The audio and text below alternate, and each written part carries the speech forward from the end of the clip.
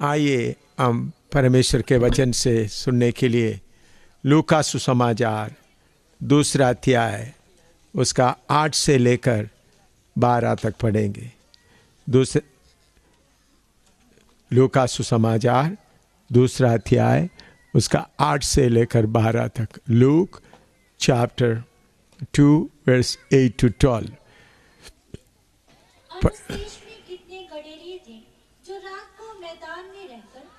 झुंड का पहरा देते थे और प्रभु का एक दूत उनके पास आ खड़ा हुआ और प्रभु का तेज उनके चारों ओर चमका और वे बहुत डर गए।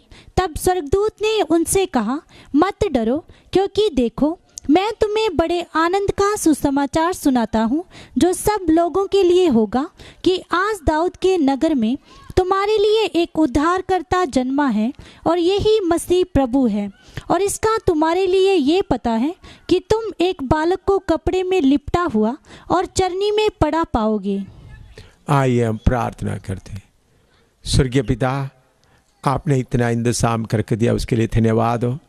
इतने लोगों को आपने लेके आए, तेरे धन्यवाद हो प्रभु। जितने लोग मेहनत किया उन सबको तो आशीर्वाद दे प्रभु। आज का वचन हमको समझने के लिए कृपा दे।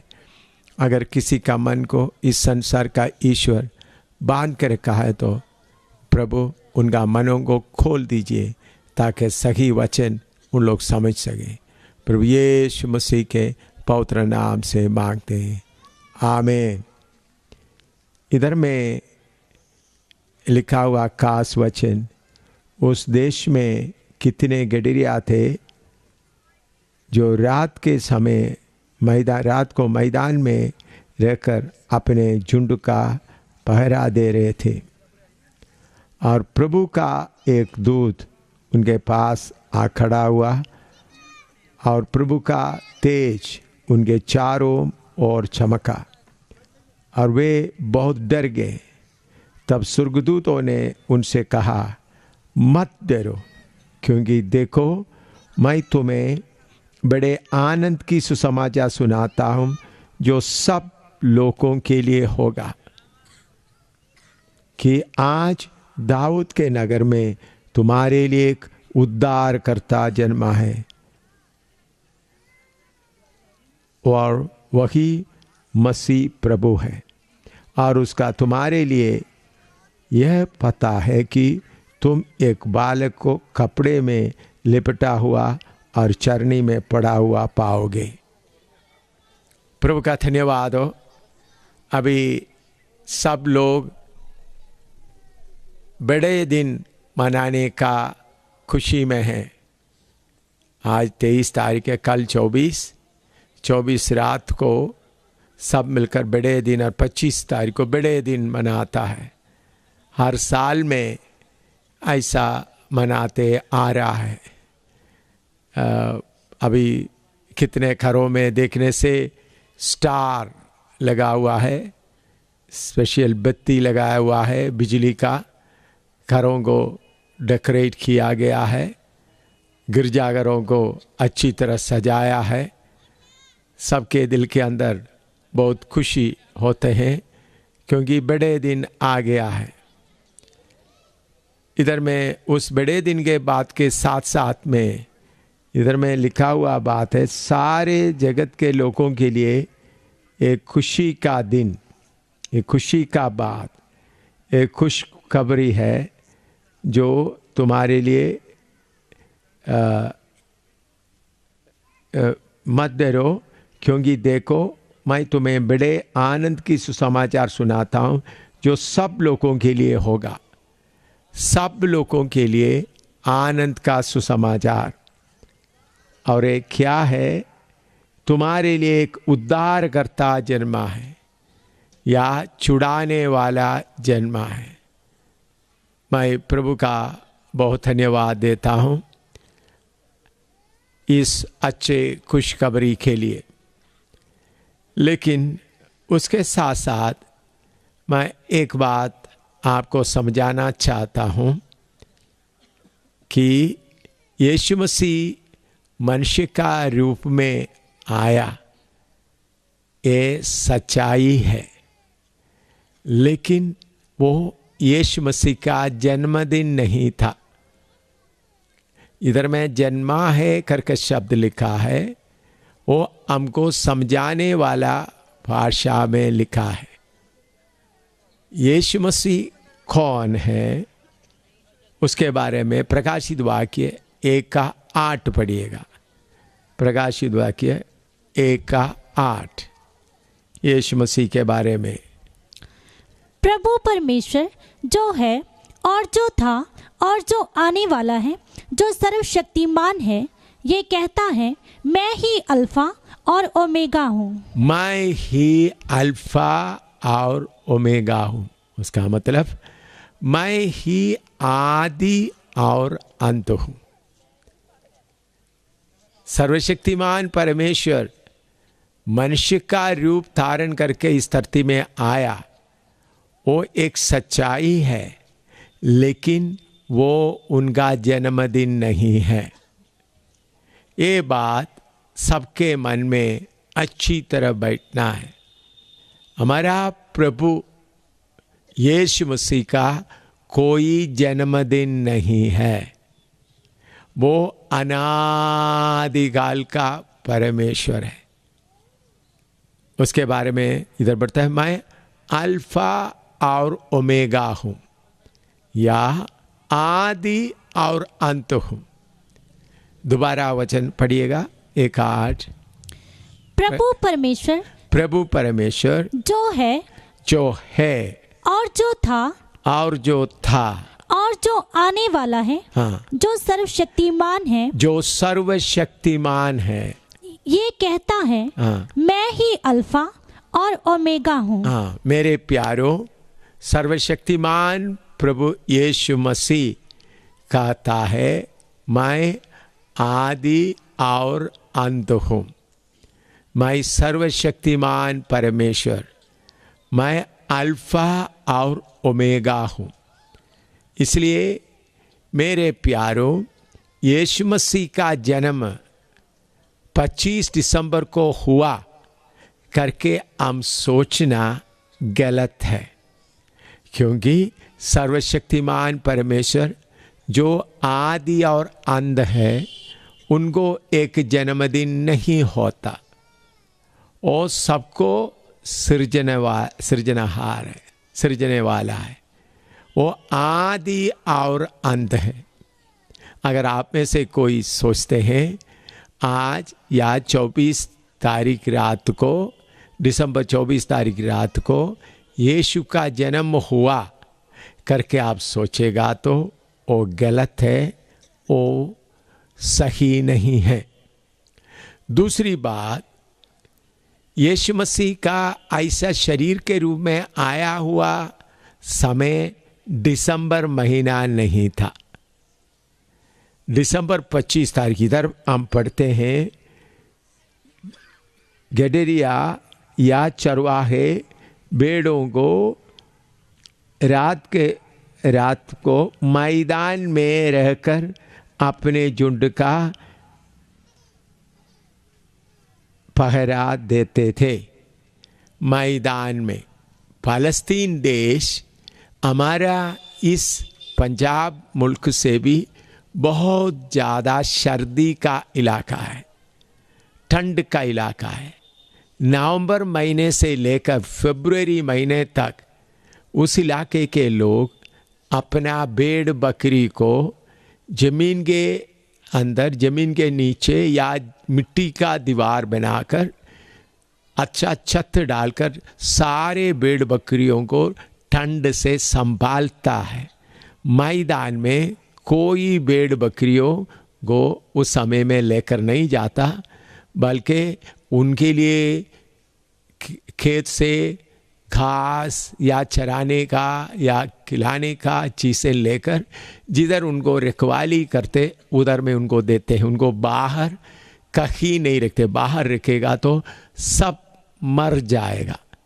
तो इधर में जब प्रभु यीशु मसीह मनुष्य का रूप धारण करके आया, तो उस समय में चरवाहा भेड़ बकरियों को मैदान में रखवाली करते थे। इससे ये साफ मालूम होता है यीशु मसीह मनुष्य का रूप धारण करते हुए दिसंबर महीने में नहीं आया। हम दुनिया का हिसाब मिल मिलाकर पढ़े तो यीशु का इस मनुष्य रूप धारण करने का समय अप्रैल महीना हो सकता है या सितंबर का आखिरी या अक्टूबर का पहला हफ्ता, इसके बीच में हो सकता है। एक कैसा हिसाब करते हैं, यीशु मसीह 33.5 साल इधर रहा, वो बात को हिसाब करते हुए देखते समय में अप्रैल महीना ज़्यादातर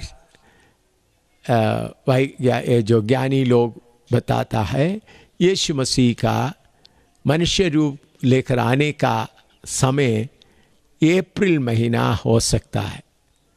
तो यीशु का मनुष्य रूप धारण करके आने का समय दिसंबर में नहीं था।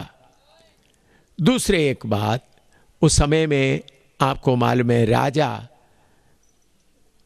उधर का रोमी हुकूमत राजा क्या ऑर्डर दिया था, सब लोग अपना गांव में रहने वाला सब लोग नगर में जाकर उनका नाम लिखवाना। तो कोई पागल भी राजा हो, इधर से बहुत ज़्यादा सर्दी है फलस्तीन देश में, अपने लोगों को दिसंबर महीने में जाकर नाम लिखवाने के लिए नहीं बोलेगा, चाहे कितना भी पागल राजा हो। गर्मियों के दिनों में जब लोगों को आराम से जाकर गांव में से आकर शहर में जाकर अपना नाम लिखवा सकता है, ऐसा समय में ही होगा। तो यीशु का मनुष्य रूप धारण करके आने का समय दिसंबर महीना नहीं है। दूसरी बात, ये दिसंबर 25 कहाँ से आया, उसके लिए हम इतिहास ढूंढते समय में बाबिलोन धर्म दिसंबर 25 को मानता था। बाबिलोन का शब्द का अर्थ है स्वर्ग का दरवाजा। बाबिलोन शब्द का अर्थ ही स्वर्ग का दरवाजा। बाबिलोन धर्म के लोग 25 दिसंबर को मानते थे। ये 25 दिसंबर मानने का कारण क्या था? निम्रोद का माँ, जिसका नाम है सेमीरामिस, मैं दुनिया का इतिहास आपको बोलता हूँ। निम्रोद का माँ सेमीरामिस, उनका पति मरने के बाद वो गर्भवती हो गई। वो गर्भवती उनका बुरी आदत के कारण हुआ। फिर भी उन्होंने लोगों को एक किस्म का गुमराह करने की हालत से उन्होंने बोला, कोई देवता के, कोई स्वर्ग से कोई आया, उसके द्वारा मैं गर्भवती हुआ। उनका बेटा था निम्रोद। निम्रोद के बाद निम्रोद का बाप मर गए, सेमीरामिस का पति मर गए, तो उसके बाद वो गर्भवती हो गए और उन्होंने बोला मेरे अंदर एक अद्भुत बच्चा होने वाला है। जब वो बच्चा पैदा हुआ, लड़का था, उसका नाम है तम्मूस।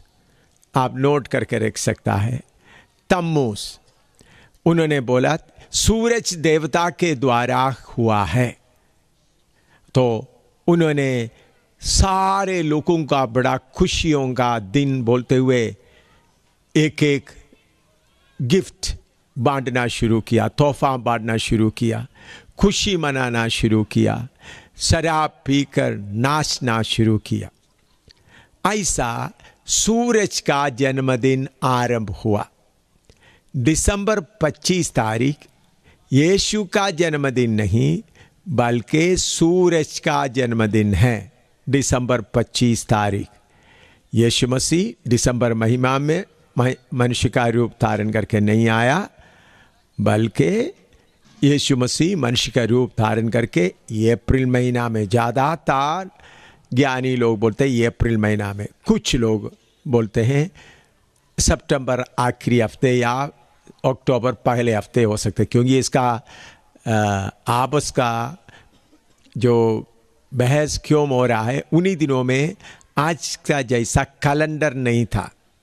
आज तो हिंदुस्तान का अपनी कैलेंडर है, अंग्रेज़ लोगों का कैलेंडर है, और महीना है और देशी महीना है।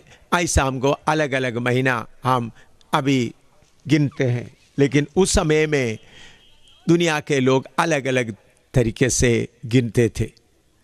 तो याद रखें, 25 दिसंबर यीशु मसीह का मनुष्य का रूप धारण करके आने का दिन नहीं, बल्कि सूरज का जन्मदिन, तम्मूज का जन्मदिन।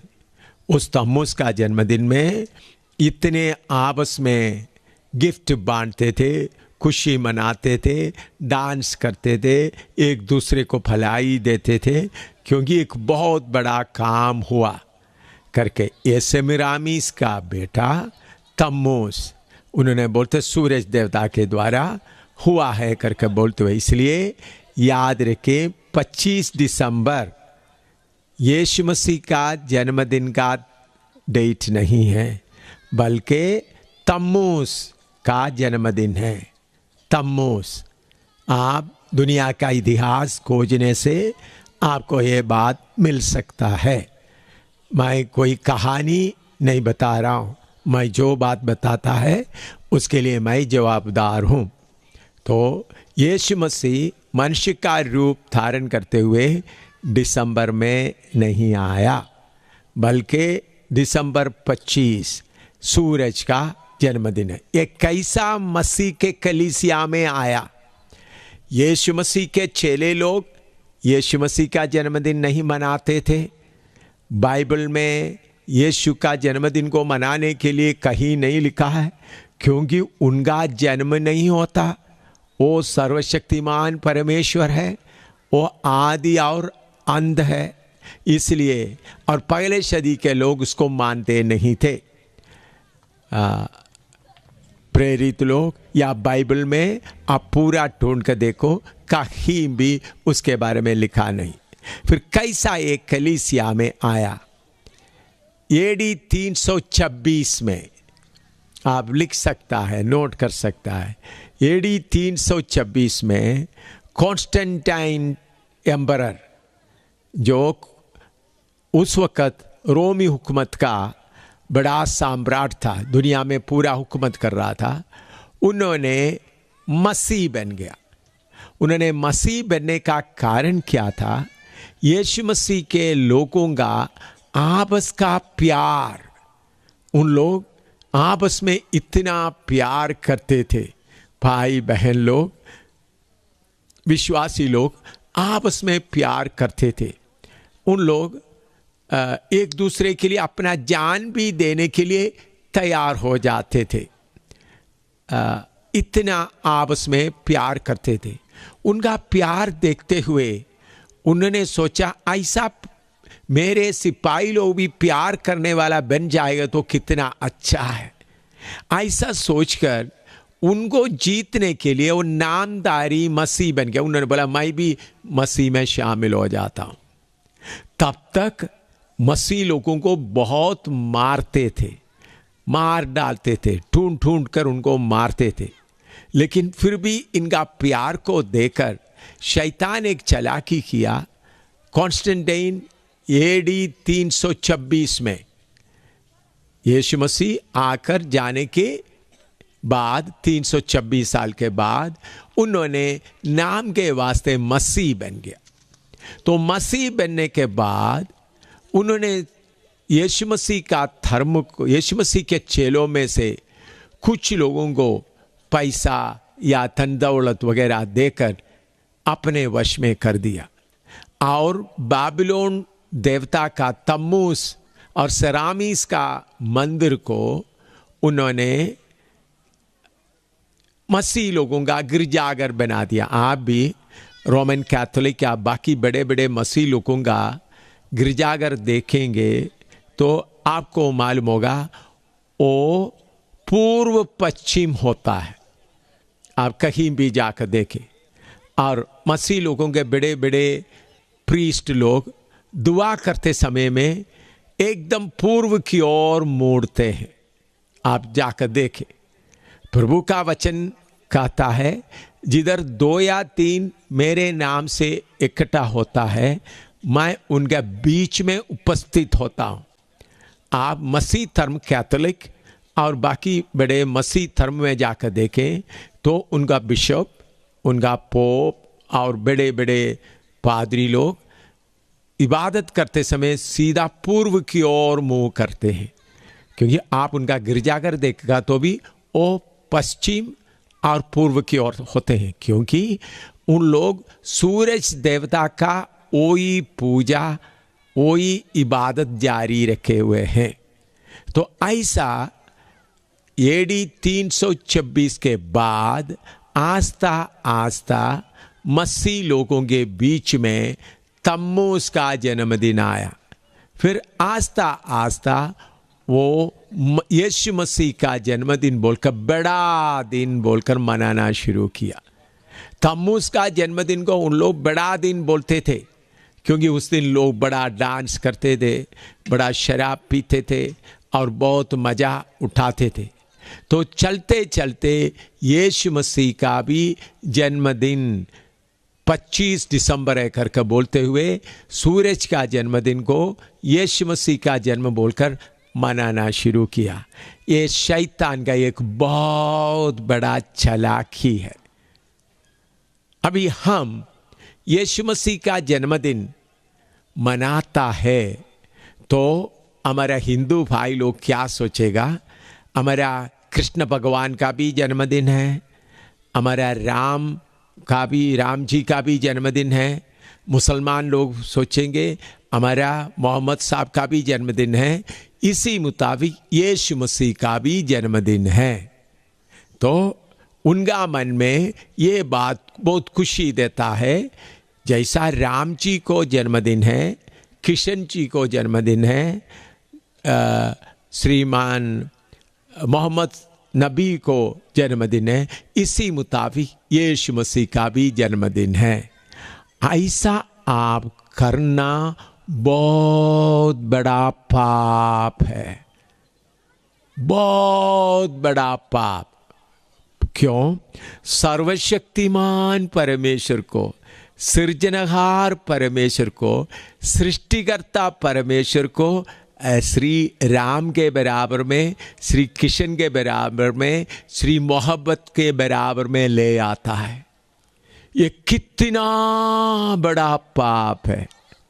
इसलिए मेरे प्यारों मसीह भाई बहनों, यीशु मसीह का जन्मदिन मनाना बड़ा पाप है, क्योंकि वो आदि और अंत है। उनका कोई जन्मदिन नहीं होता। आप उनका जन्मदिन मनाते हुए लोगों को बोलते हैं तुम्हारा किशन जी का जन्मदिन है, उसी मुताबिक हमारा यीशु का भी जन्मदिन है। ऐसा बोलना कितना बड़ा पाप है। इसलिए यीशु मसीह का जन्मदिन बोलकर 25 दिसंबर मनाना बहुत बड़ा पाप है। इस दरिवाल में रहने वाले सारे मसीह, आपको शायद मैं ये बोलते वक्त गुस्सा आ सकता है, कोई बात नहीं, आपको गुस्सा आएगा तो भी सच्चाई बोलना मेरा काम है। अगर मैं आपको सच्चाई नहीं बोला तो मेरे जैसा धोखेबाज और कोई नहीं है। आपको प्यार करते हुए मैं आपको बताना चाहता हूँ, यीशु मसीह का जन्मदिन बोलकर 25 दिसंबर को मनाना या अप्रैल में कोई दिन मनाना या सितंबर में कोई दिन मनाना बड़ा बड़ा पाप है। क्योंकि आप ऐसा जन्मदिन मनाते हुए अनादिकाल का परमेश्वर को, जो आदि और अंत है, उनको आप छोटा करके मनुष्य का लेवल में ले आ रहा है। ये बहुत बड़ा पाप है। इसलिए याद रखें, आज देखो दुनिया भर में खुशियां मनाता है। दुनिया में सबसे ज़्यादा शराब 24-25 दिसंबर को बेचता है। दुनिया में सबसे ज़्यादा व्यभिचार डांस 24-25 दिसंबर को होता है। एक्सीडेंट भी सबसे ज़्यादा होता है, क्योंकि शराब पीकर गाड़ी चलाता है, स्पीड से चलाता है। किसके नाम पर? यीशु मसीह के नाम पर। यह शैतान का एक बहुत बड़ा चालाकी है। हमारा परमेश्वर का कोई जन्मदिन नहीं है। मैं उधर जम्मू में उधर वर्मा का, हिंदू वर्मा का मकान में किराए पर रहते थे। अभी हम गुरदासपुर में आकर रहते हैं। उसमें रहते समय में उधर में दीपावली का दिन आया तो वर्मा जी हमको कुछ मिठाई ला कर दिया। फिर उन्होंने बोला जब 25 दिसंबर क्रिसमस आएंगे आप हमको केक देना। मैंने बोला भाई हम केक वगैरह 25 दिसंबर को स्पेशल नहीं है था, अगर आपको केक चाहिए तो मैं किसी एक दिन आपको खरीद कर देंगे। नहीं, आपका क्रिसमस के दिन 25 दिसंबर को मुझे केक चाहिए। मैंने बोला हम 25 दिसंबर मनाता नहीं है। क्यों नहीं मनाता? आपका देवता का जन्मदिन है ना, यीशु का जन्मदिन है। मैंने बोला हमारा प्रभु आदि और अंत है, उनका कोई जन्मदिन नहीं है, इसलिए हम उनका जन्मदिन नहीं मनाता। वो सर्वशक्तिमान परमेश्वर है। तब वर्मा उस दिन से लोगों को बोलने लगा ये तो बाकी लोगों को मसीह ईसाई लोगों की तरह नहीं है, इनका यीशु का जन्मदिन नहीं होता, वो अनादिकाल का परमेश्वर है। ऐसा बोलना शुरू किया। आज भी आप जाएं तो बोलेंगे, उन्होंने बोलेंगे तो इनका यीशु का कोई जन्मदिन नहीं होता, बाकी ईसाइयों का यीशु का जन्मदिन होता है। मेरे प्यारो, वो हिंदू भाई ऐसा गवाही देता है। क्यों? मैंने उनको सही गवाही दिया। इसलिए आज से ये दरिवाल में रहने वाला लोग ये बोलना शुरू करें हमारा यीशु मसीह का कोई जन्मदिन नहीं है। 25 दिसंबर इतिहास तौर पर तम्मुसरामीस का दसरामीस बहन गर्भवती होकर तम्मूस को जन्म दिया, जिसको सूरज का जन्मदिन बोलकर दुनिया मनाता है।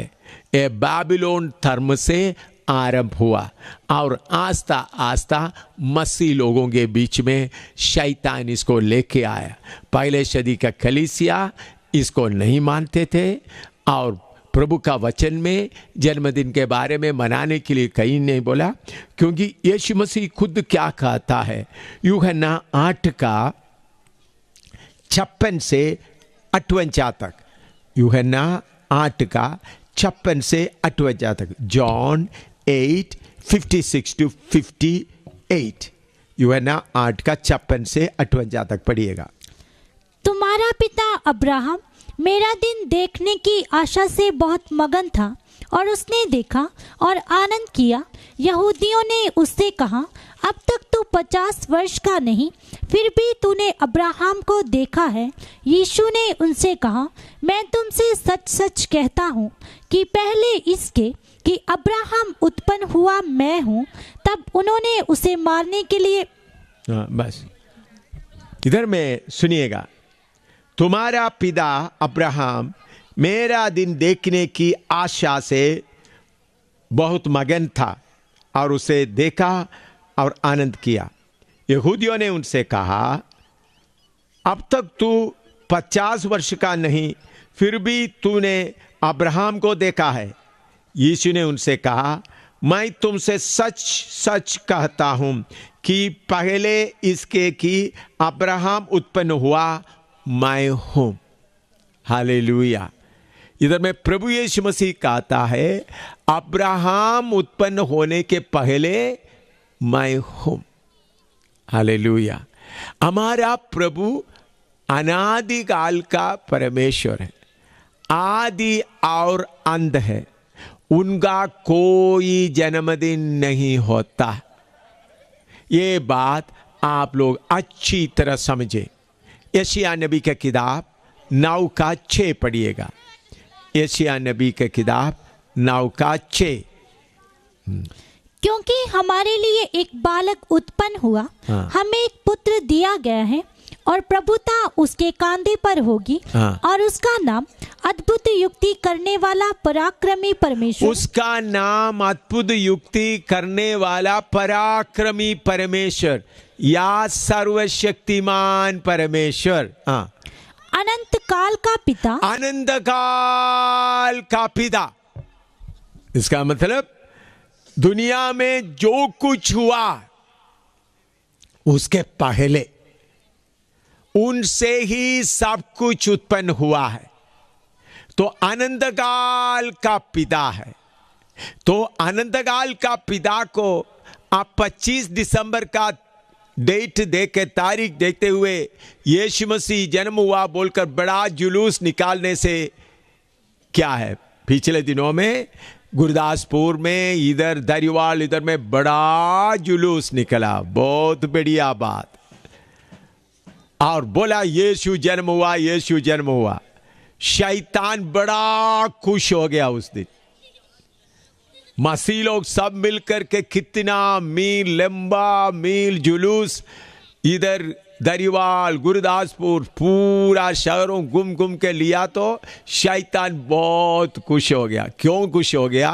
अनादिकाल का परमेश्वर को भी श्री बुद्ध, श्री कृष्ण, श्री राम, श्री मोहम्मद के बराबर में लेके आ गया। श्री कृष्ण को जन्मदिन है, उन लोग भी जुलूस निकालता है। श्री मोहम्मद को जन्मदिन है, उन लोग जुलूस निकालता है।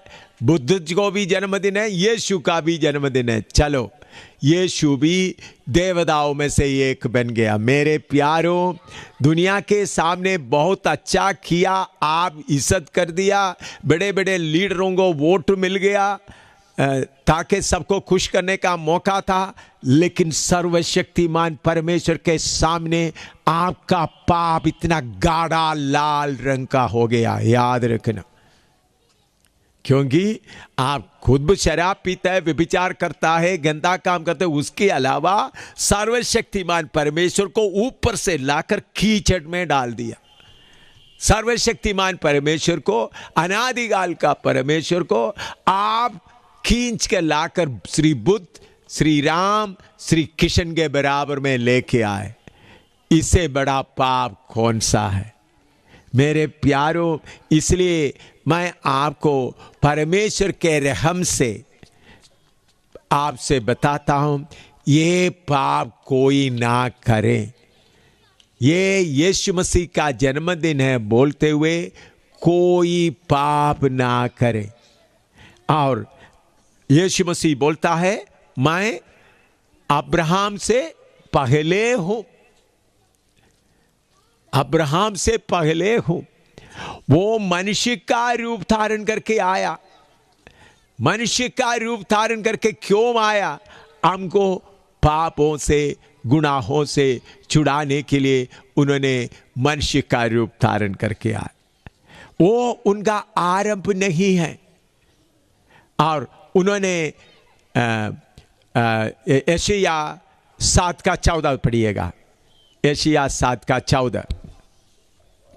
इस कारण प्रभु आप ही तुमको एक चिन्ह देगा। हाँ। सुनो, एक कुमारी गर्भवती होगी, एक कुमारी गर्भवती होगी और पुत्र जनेगी। हाँ। और उसका नाम इमानुएल रखेगी। उसका नाम इमानुएल रखेगी।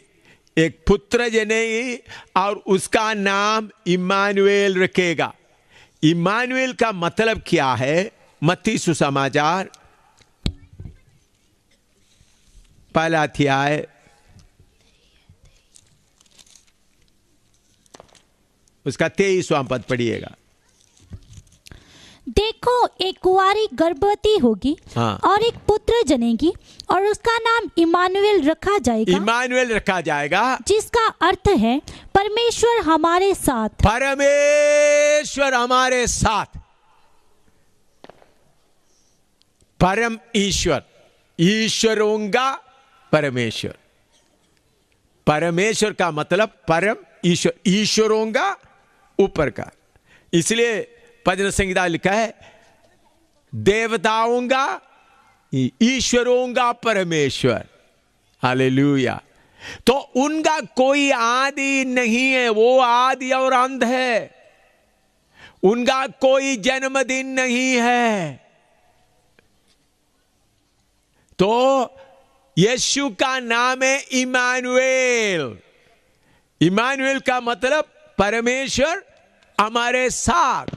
एक देवता हमारे साथ है करके नहीं, एक गुरु हमारे साथ है करके नहीं, परमेश्वर हमारे साथ।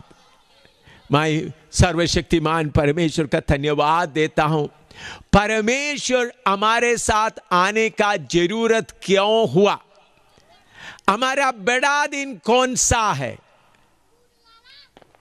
बड़ा दिन वो है जिस दिन आपके दिल में यीशु मसीह के लिए जगह मिल गया।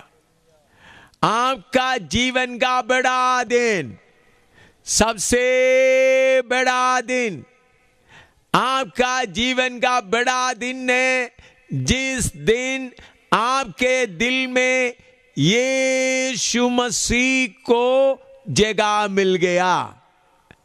यीशु मसीह का जगह कैसा मिलता है? पहला पत्रोस 1:23 पढ़िएगा। पहला पत्रोस 1:23, 1 पीटर 1:23। क्योंकि तुमने नाशवान नहीं पर अविनाशी बीज से परमेश्वर के जीवते और सदा ठहरने वाले वचन के द्वारा नया जन्म पाया है। हाँ मेरे प्यारों, हमारे सबसे बड़ा दिन, जिस दिन हम परमेश्वर के घर में पैदा हो गया। परमेश्वर के घर में पैदा कैसा होता है?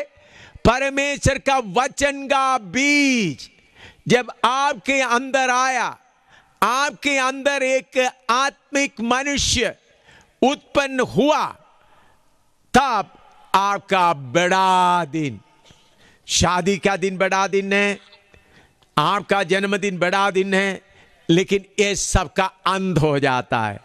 शादी, पति पत्नी मर जाते तो उसका संबंध टूट जाता है।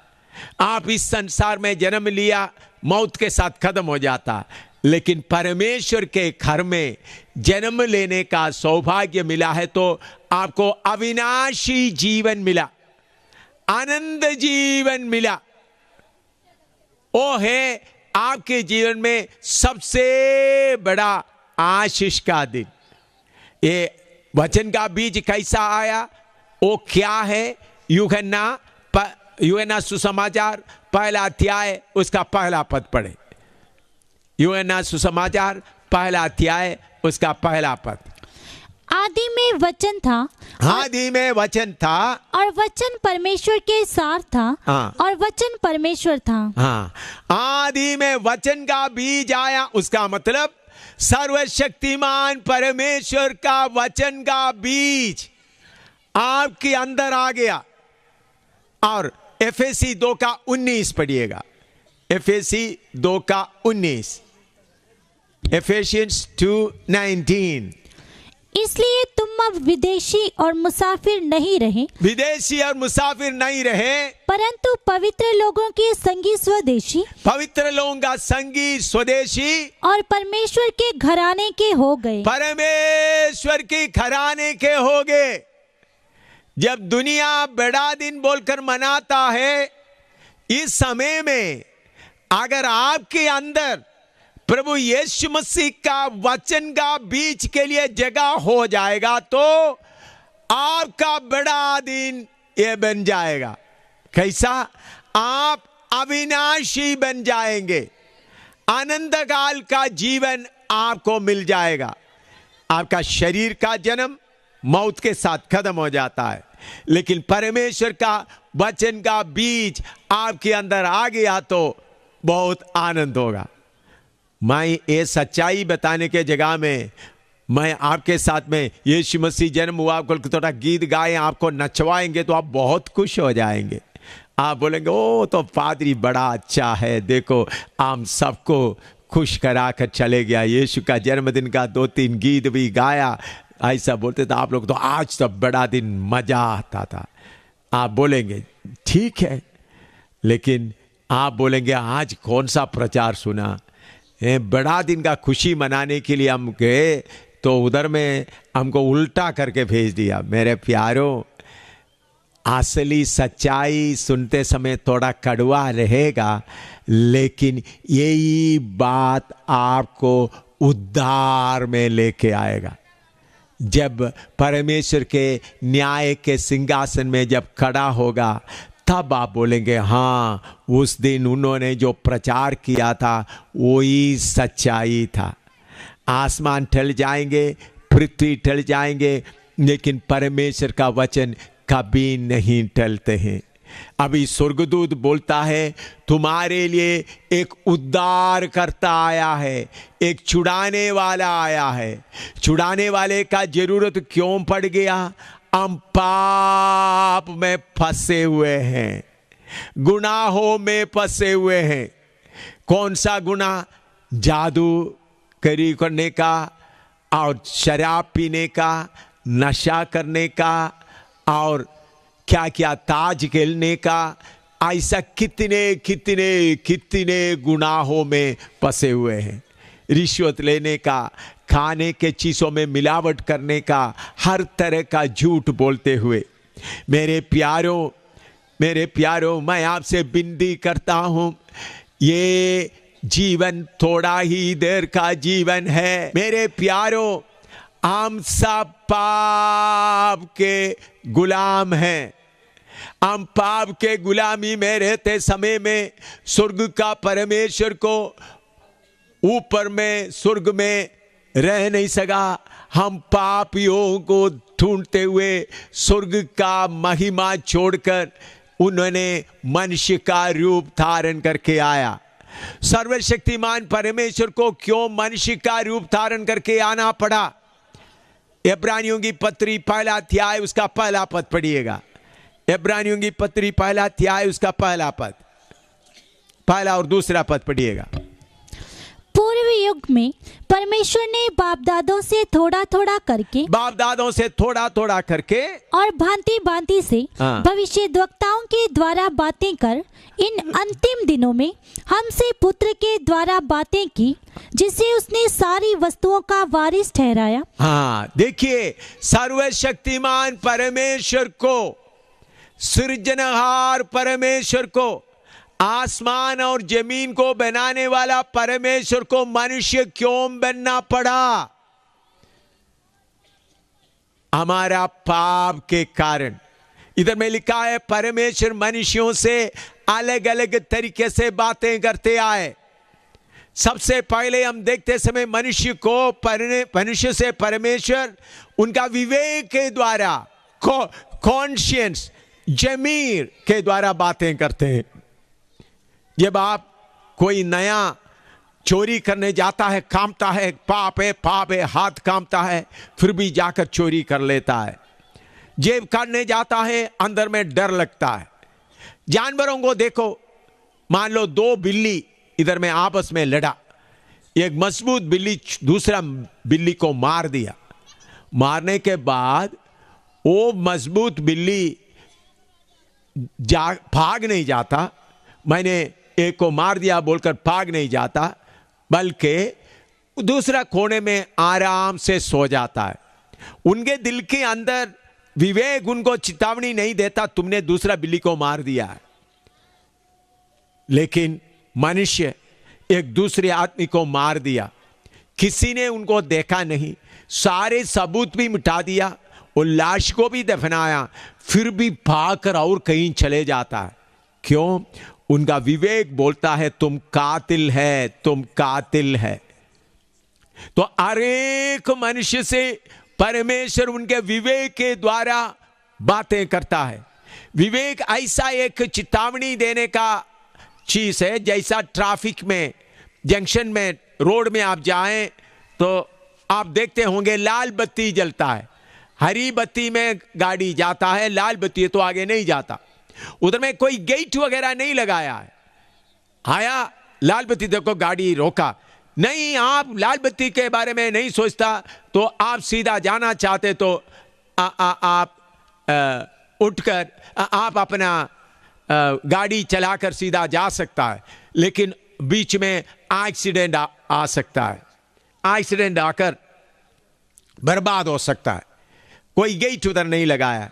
इसी मुताबिक आपका विवेक चेतावनी देता है। सिर्फ आप पहले बार दूध में पानी मिलाते समय तुम गलत कर रहा है, चेतावनी। पहले बार खाने के चीज में मिलावट करते वक्त गलत कर रहा है, फिर भी आप करते रहेगा तो फिर कोई आपको चेतावनी नहीं देगा। चेतावनी एक ऐसा, विवेक एक ऐसा बात है, एक शार्प, एक तेज चाकू किसी जगह में पत्थर के ऊपर मारते मारते वो ब्लंड हो जाते, उनका तेज खत्म हो जाता है। इसी मुताबिक चेतावनी, आपका विवेक आपको चेतावनी देगा, फिर भी आप सुनता नहीं है तो फिर पाप करने में आप मजा उठाते रहेंगे। तो परमेश्वर मनुष्यों से विवेक के द्वारा बातें करता है, और सूर्य चंद्रमा इस पृथ्वी के अलग अलग बातों से बातें करता है। अचानक भूचाल और बाढ़ वगैरह आते हुए मनुष्यों से बातें करता है।